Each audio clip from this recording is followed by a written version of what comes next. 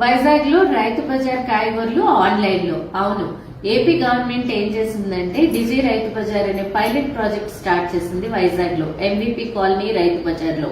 అంటే మీరు ఎంవిపి కాలనీలో ఆ రైతు బజార్ కి 5 కిలోమీటర్ రేడియస్ లో ఉంటే డిజీ రైతు బజార్ ఏపీ.com అనే వెబ్సైట్ లాగిన్ అయ్యి రైతు బజార్ లో ఏ కాయగూరలు ఫ్రూట్స్ ఉంటాయో వాటిని వెబ్సైట్ ద్వారా ఆర్డర్ చేసుకోవచ్చు. ఫ్రీ డెలివరీ ప్రస్తుతానికి రైతు బజార్ లో ఏ ప్రైసెస్ ఉన్నాయో అదే ప్రైసెస్ కి మీకు దొరుకుతాయి.